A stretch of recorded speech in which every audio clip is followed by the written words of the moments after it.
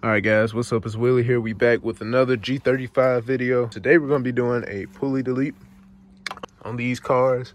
The motor used to have a fan right here on this pulley, but I meant to say motor, but on these cars the fan wasn't necessary because you got the dual cooling fans down there.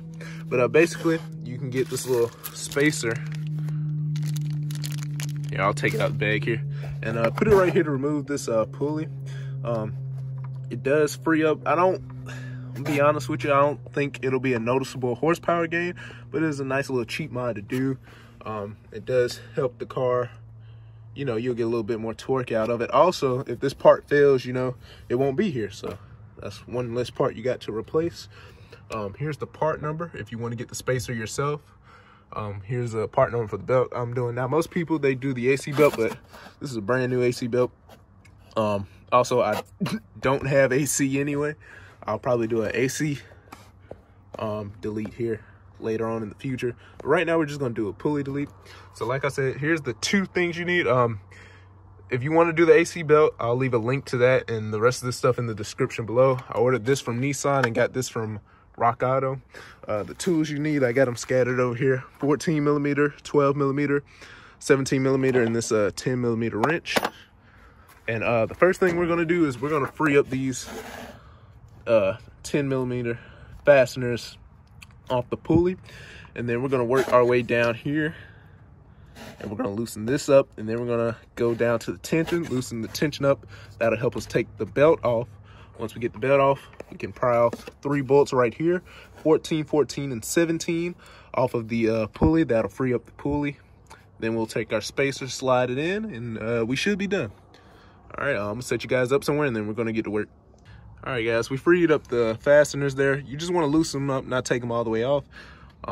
Next thing we're gonna do is we're gonna get that 14 there on that tensioner loose. So you wanna grab your 14. I probably said the name of that wrong. I forgot. I changed it out when I first got the car, but I didn't forget the name of it. But basically, hold on, give me a second.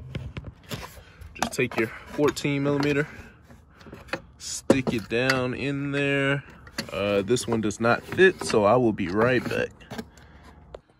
All right, guys, I just dropped my camera, but I got something that could fit, and we got it loosened up. We didn't take it off, we just loosened it up a little bit. Set that 14 to the side. Now you want to get under here. I'm gonna put the camera down there and show you guys where the tensioner is, and we'll get that loosened up, and then we'll take the belt off. It's right there, guys. That bolt right there.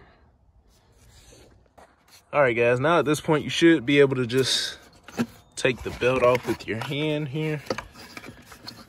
There we go. Oops, stuck on something. All right, nice. And here is the, well, this isn't the OEM belt. This is it's got a few rips and cuts in it, but it's not bad. This is a Continental belt. I don't know if this was replaced or what they come with factory. It looks like it was. Oh, wow, no, this got a lot of rips in it. Here, look on the back side. It's all ate up. But we got our new belt from Rock Auto we're going to put on. So now what you want to do is you just want to take these little fasteners out.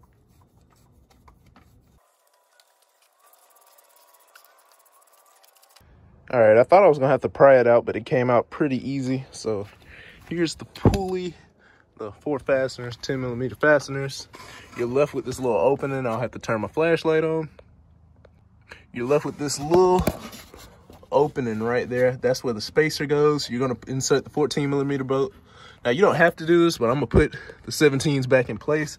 That way we just don't got those holes there. So the 2 17s will go back, the 14 we'll do that. I'll put the belt on and tighten it back up and we should be good to go. And here's the spacer from Nissan. This came all the way from Arizona.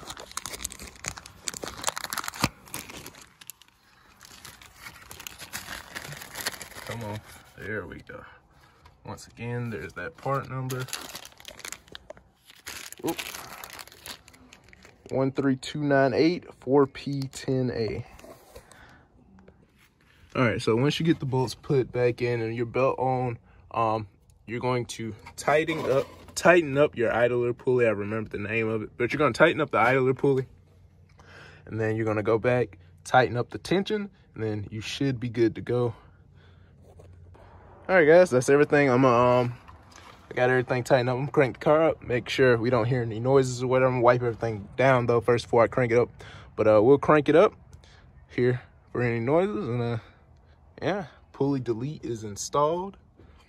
It definitely makes it look a whole lot cleaner down there. The next thing I'll be doing to the car is honestly whichever we'll get here first, but it's between fuel pump upgrade and the plenum spacer. But when I take the plenum upper, lower, and all that, and I'm gonna port it and everything, get it nice and shiny, and I'll port the inside, you know, for that extra airflow. I think I'm gonna keep the stock throttle body. I don't know, we'll see what happens in the future.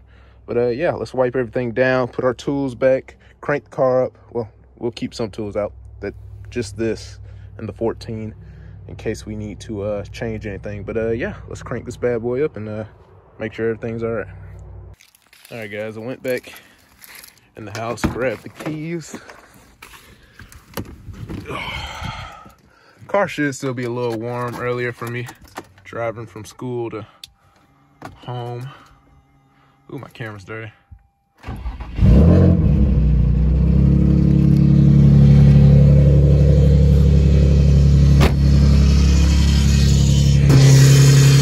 I need to put some power steering fluid in. That's why it's making